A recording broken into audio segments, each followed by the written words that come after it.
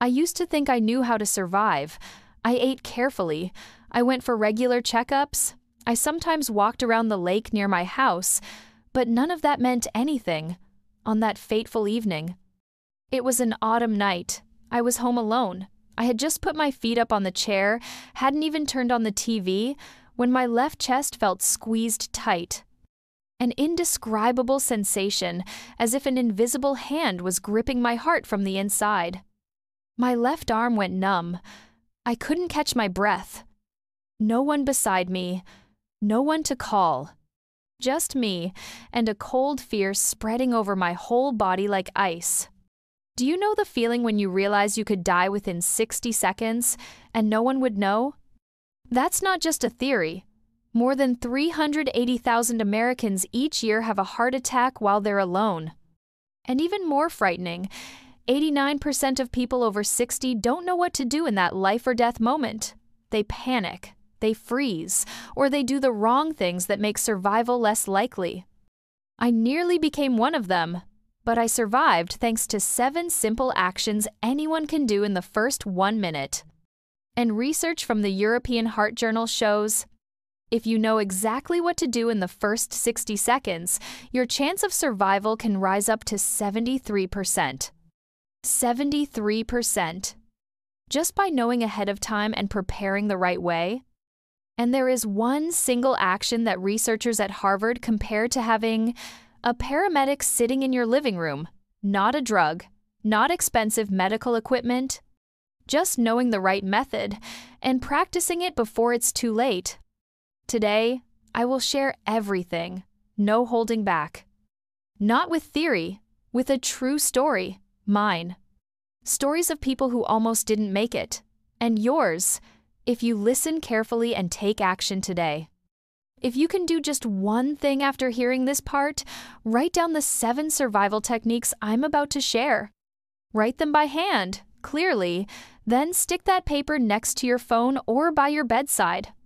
Because when the heart speaks up, our memory is the first thing to disappear. There is one thing no one ever told me before, that in a heart attack, the first thing I lose is not consciousness. It is memory. I know it sounds strange. When the chest pain hit, I reached for the landline. My hand was shaking. I could not even press the 3 numbers for 911. My head was spinning. Then I realized the most terrifying thing of all. I had forgotten my home address. It was not because I was old. It was not because I was confused. When the heart stops pumping blood properly, the brain is deprived of oxygen. In just 15 to 30 seconds, orientation, short-term memory, and speech begin to shut down. I am not an exception. According to a study in the Journal of Emergency Medicine, among 500 people over 60 who experienced a heart attack while alone, 67% could not state their home address when calling for help. What does that mean? It means that when time is gold, when every second decides whether you live or not, you yourself can become the biggest obstacle. Not because you lack equipment, not because you do not have medicine. It is because your brain is running out of oxygen, and it begins to forget. Here's the truth that made me angry for a long time.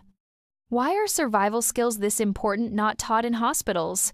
Why did no doctor tell me that I must prepare in advance, while I am still healthy, clear-minded, and able to remember? We prepare everything for life: savings, a will, insurance. Yet we do not prepare for the 60 seconds of life and death that can happen at any time. The first solution I learned after that near-death experience is this: set up an emergency communication system that is more than just a phone. You need to do the following. Write your address and phone number clearly on a bright-colored piece of paper and stick it next to the landline in the bed. Set up a speed dial on your mobile phone. Save the emergency number as button number 1 on speed dial. Keep your phone fully charged at night. 43% of deaths happen from 10 p.m. to 6 a.m., when the phone is often left charging in another room. If you live alone, invest in a medical alert wearable device. Wear it even in the shower. Research from the National Institute on Aging shows that 31% of users do not wear the device when a heart attack strikes. After this section, I ask you to spend exactly 1 minute to write your home address, along with your phone number and gate code if you have one, then stick it next to your landline and your sleeping area. If you live alone, consider a waterproof medical alert device, and remember to wear it even when you bathe. That time I remember clearly. When the chest pain began to tighten, everything in me panicked. I wanted to scream. I wanted to run. But I could not. My legs locked. My hands shook violently. Then I coughed. Not because of a cold, not because of dust. It was because I remembered something strange I had read somewhere. If you are having a heart attack and are still conscious, cough as hard as you can. At that moment, I was not sure it was true, but I had nothing to lose. I took the deepest breath I could. My chest burned with pain. Then I coughed hard from the belly, not from the throat. Repeat. 1 deep breath, 1 cough. As if I were trying to force my heart to keep beating. As if I were doing my own artificial heart. It turns out I had accidentally done the correct technique called cough CPR, resuscitation by controlled coughing. Research from Ping Union Medical College followed 240 older adults who were properly instructed. The result: those who used this coughing technique correctly stayed conscious for 92 seconds longer than those who did not. Only 92 seconds, but enough to call for help. Enough to take aspirin. Enough to survive. Why does it work? When your heart begins to beat irregularly, not necessarily stopping completely, taking a deep breath and coughing hard creates pressure changes in the chest that help push blood to the brain. Each cough is like squeezing your heart with your hand. It keeps you conscious. It keeps the blood flowing. However, one extremely important point. This technique only applies if you are still conscious and have not entered a full heart attack state. It does not replace calling for help, and it can be harmful if you are in a state of complete arterial blockage. Therefore, this is a temporary technique used to buy time until medical professionals arrive, not the main solution. How to do it correctly? Memorize this. As soon as you feel chest pain and shortness of breath, inhale deeply through your nose and fill your lungs. Cough hard from the belly, not using the throat, as if you were coughing to push something out from deep inside the chest. Repeat every 2 seconds. 1 deep breath, 1 strong cough. Maintain the rhythm for 2 to 3 minutes if you are still conscious. While doing it, try to call for help or use medicine if you have it. Starting tomorrow morning, practice 3 cycles of deep breath and strong cough every morning, just 1 minute. So your body learns the reflex when the heart begins to beat irregularly, without waiting until it is too late. Because in those 60 seconds, you are the one who decides whether you live or not. After I finally reached emergency services and did everything I could, I remember looking over at the small medicine box in the drawer. There was a blister pack of aspirin inside, but I hesitated. I had already taken one this morning. Should I take another? How many? How should I take it? That hesitation might have cost me 3, 5, or 10 precious minutes. Many people never get a second chance like I did. Everyone has heard about aspirin during a heart attack, but very few people know exactly how to use it to save a life. Research in The Lancet with more than 17,000 patients shows that taking aspirin within the first 1 hour can reduce the risk of death by up to 23%. But the crucial point is a small detail that almost everyone overlooks. You must chew it. Do not swallow the tablet whole. Why is that? When you chew aspirin, the protective outer layer is broken, allowing the active ingredient to absorb right through the lining of the mouth and into the blood twice as fast as swallowing. According to research from the University of California, San Diego, chewed aspirin reaches effective levels in the blood after 14 minutes, compared with 26 minutes if swallowed whole. During a heart attack, each minute means millions of heart cells dying from lack of oxygen. The precise life-saving dose is this: 325 milligrams of aspirin, which is 1 regular strength tablet, or 4 baby aspirin of 81 milligrams. Chew it thoroughly before swallowing. Do not fear the bitter taste. That taste is saving your life. If you already take 81 milligrams daily, you still need an additional 325 milligrams when a heart attack is suspected. The maintenance dose is not enough for an acute event. Extremely important caution: do not use aspirin if you are allergic to it, or if you are taking blood thinners such as warfarin without clear instructions from your doctor. Ask in advance so you have a safe emergency plan. Prepare in advance, starting today. Buy uncoated aspirin. Keep it in 3 easy-to-reach places: by your bedside, in the living room, and in your handbag or wallet. Write the expiration date on the label and replace it every 6 months. Place a note that says, "Chew aspirin 325 milligrams when chest pain occurs," next to the phone or first aid kit. If your home does not yet have uncoated 325 milligram aspirin, buy it today. Put 1 bottle by the bed, 1 in the living room, and 1 in your bag. And remember, write the instructions on the bottle: chew, do not swallow when chest pain occurs. After I had coughed, called for help, and chewed the aspirin, I remember I only wanted to lie down. My whole body felt limp like a noodle. Then I remembered the advice of an old friend, a retired doctor. Do not lie flat. If you are still conscious, sit in a half-reclining position. Trust me.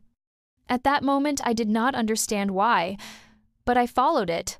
I slid down and rested my back against the wall, with 2 pillows under my head on the sofa. I bent my knees and let my arms relax. Then I could breathe more easily. It turns out this is the semi-reclining position, also called the Semi-Fowler's position. A position that seems simple but can extend alertness by up to 40%, according to the European Resuscitation Council. This position helps blood return to the heart more easily, reduces the load on a painful and weak heart, and most importantly, helps you avoid fainting in the first few minutes. Research from the University of Tokyo shows that heart attack patients who sit correctly in this position have blood oxygen levels that are 35% higher than those who lie flat or stand. I once witnessed my uncle, who also lived alone, collapse from a heart attack. When the neighbors found him, he was face down on the bathroom floor. No one knew when he fell. No one knew whom he called. One thing was certain: he did not have a chance to choose his position. Learn the Semi-Fowler's position now. Sit with your back against a wall or the headboard at about 45 degrees. Use pillows behind your back if needed.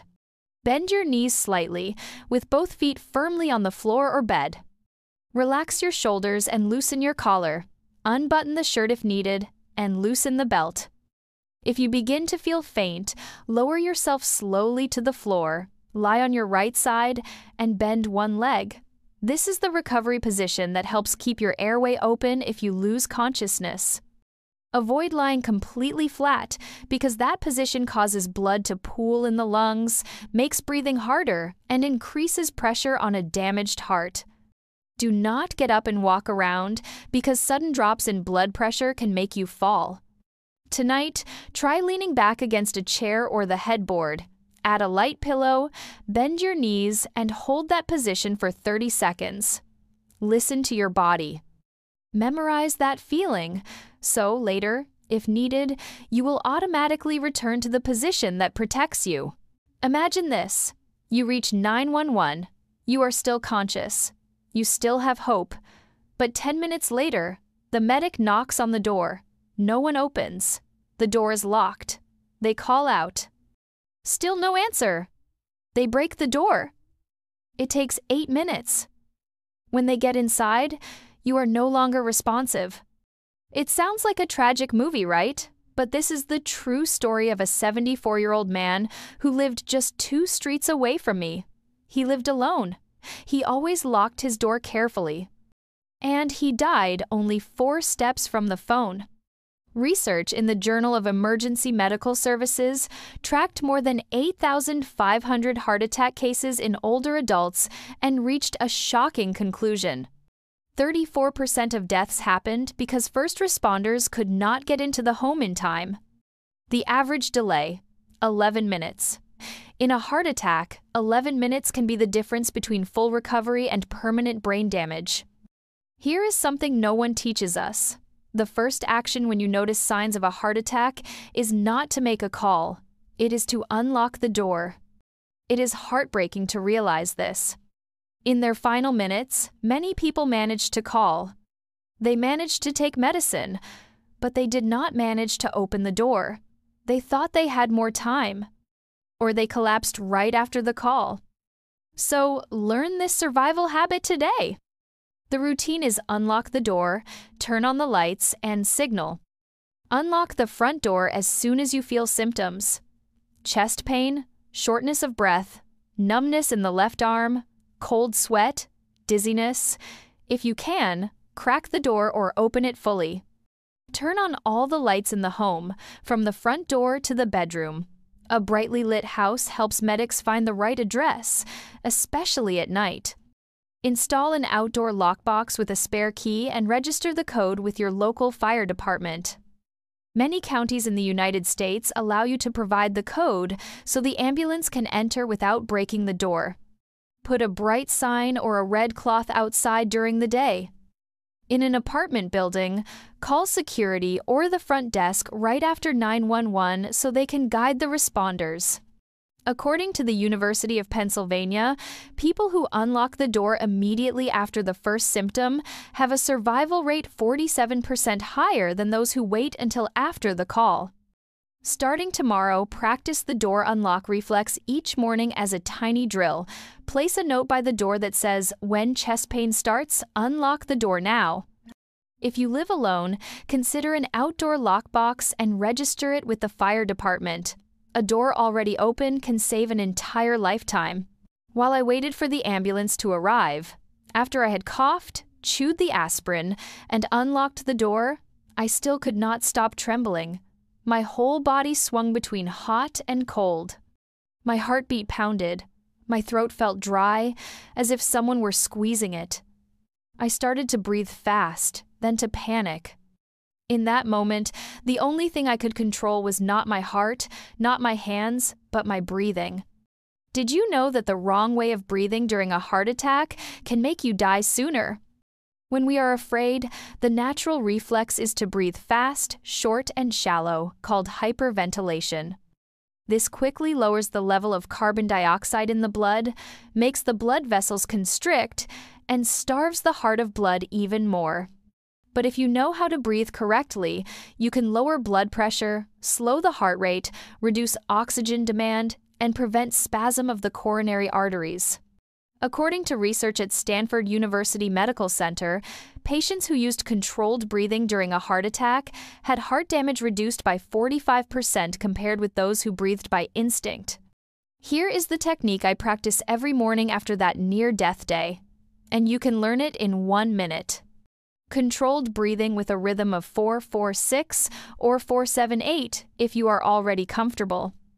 Inhale deeply through the nose for 4 seconds, feeling the belly rise, not the chest. Hold the breath for 4 to 7 seconds and count silently in your mind. Exhale slowly through the mouth for 6 to 8 seconds, like blowing out a candle gently, evenly, and at length. One cycle is about 15 to 20 seconds. Repeat 5 times. Inhale deeply to bring in maximum oxygen to the lungs.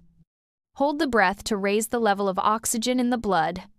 Exhale long to activate the vagus nerve, shifting the nervous system into rest and recovery. The American Journal of Cardiology found that people who practice this technique for 5 minutes each day have a 78% chance of using it successfully during a heart attack, compared with only 12% if they only learn it in theory. Starting tomorrow morning, try the 4-4-6 breath for 5 minutes. Count evenly and gently. Feel your belly rise, then fall. Every breath you control today is a stepping stone for the moment you truly need it. 1 week after I left the hospital, the doctor handed me a prescription. On it was a name I had heard before, but never thought I would need: nitroglycerin. I held the tiny medicine container, and my hand shook as if I were holding a bomb. Use when chest pain occurs, the doctor said. But how do I use it? When? Do I swallow it or let it dissolve? And what happens if I use it the wrong way? The answer is not simple, and it is extremely important. Nitroglycerin is not a supplement. It is a rapid rescue dose, but it is also a double-edged sword if you use it the wrong way or at the wrong time. According to research from Harvard Medical School, patients who use nitroglycerin correctly within the first 3 minutes after symptoms have a survival rate nearly equal to those treated on the spot. But only when it is used correctly. The painful truth is that many people have nitroglycerin at home but do not know how to use it. Some people take the medicine while standing and faint on the spot because of a sudden drop in blood pressure. Others swallow the sublingual tablet, which makes the medicine almost ineffective. This is the international standard protocol for using nitroglycerin during a heart attack. You must memorize it like a survival ritual. Sit down immediately. Do not stand. Do not walk around. Take 1 tablet of nitroglycerin, 0.3 or 0.6 milligrams, usually 0.5 milligrams. Place it under the tongue. Do not swallow. Do not chew. Let the tablet dissolve naturally, usually in 30 to 60 seconds. A tingling or warm feeling under the tongue or a mild headache is a sign the medicine is working. If the symptoms are not clearly reduced after 5 minutes, take a second dose. A maximum of 3 tablets in 15 minutes, each tablet 5 minutes apart. If there is no relief, call 911 immediately if you have not already called. Note: do not use nitroglycerin while standing because of the risk of a sudden drop in blood pressure and fainting. Do not use it if, in the previous 24 to 48 hours, you have taken erectile dysfunction drugs like Viagra, Levitra, or Cialis. This combination can be fatal due to severe low blood pressure. If you are on strong blood pressure medications, ask your doctor in advance about an emergency nitro dose. Store nitroglycerin in a cool, dark, dry place. The best is in the original glass bottle from the manufacturer. Replace it every 6 months, even if unused. The medicine loses effectiveness over time. Keep 1 bottle by the bed, 1 in the living room, and 1 in your handbag. When you open a bottle, write the date of opening on the label. Practice the open and place routine once each week, like a fire drill.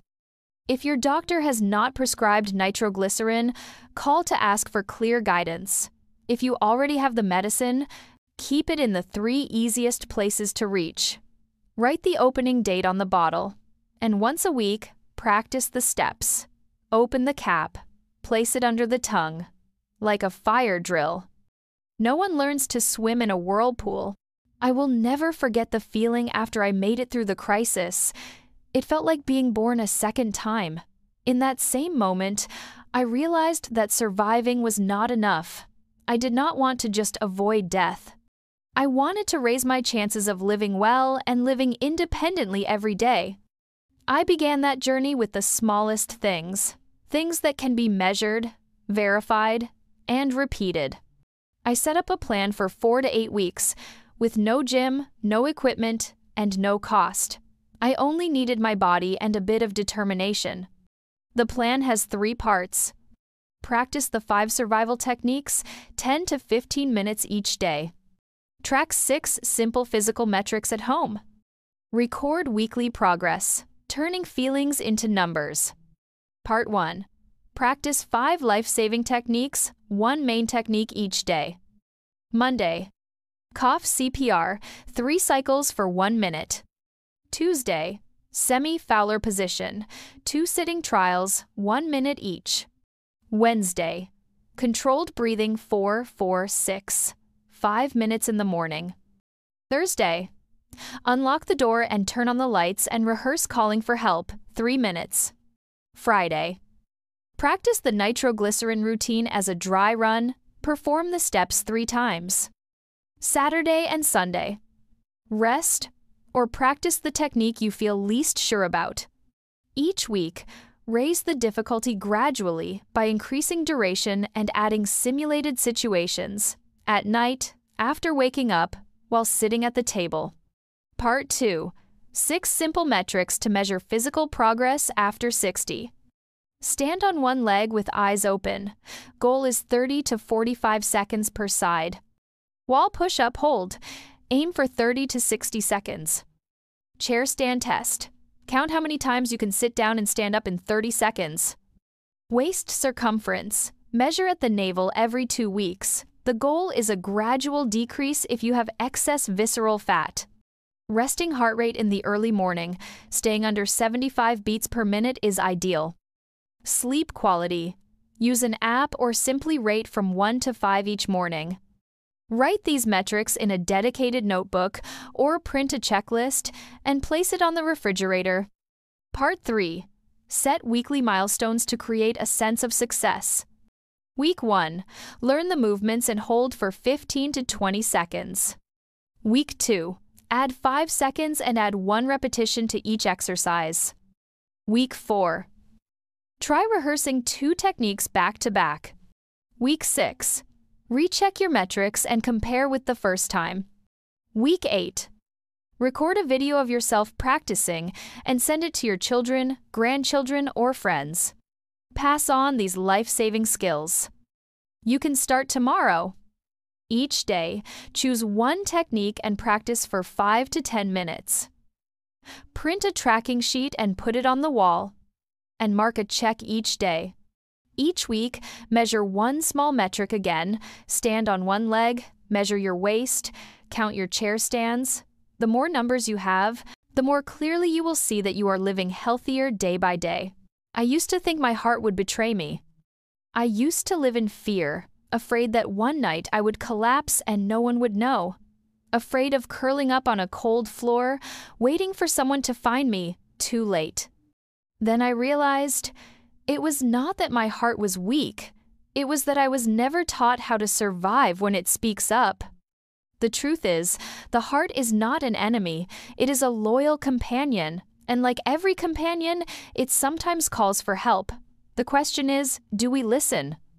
The 7 survival techniques you just learned are not for everyday use.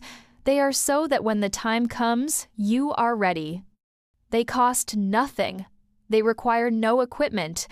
They do not demand superhuman strength. They ask for one thing only, that you believe you deserve to be saved. If you are still listening now, I know you are someone who has made that decision.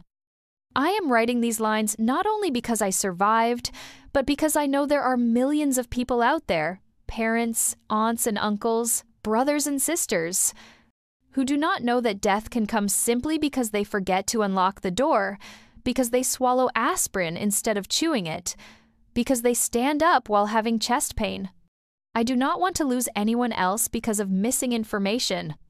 So I ask you now, if you learned anything today, leave a comment with your age and the area where you live. We are reading every comment and responding as a community. Press like and subscribe if you want to keep receiving survival and recovery guidance after 60, easy to understand, easy to do, safe for your joints and your heart. If you want to download the 4 to 8 week checklist, the progress tracker, and the survival guide in a PDF, comment the word START below and we will send it right away. And if there is someone you care about, a father, a mother, a neighbor who lives alone, share this video with them. You might be the person who helps them live one more day.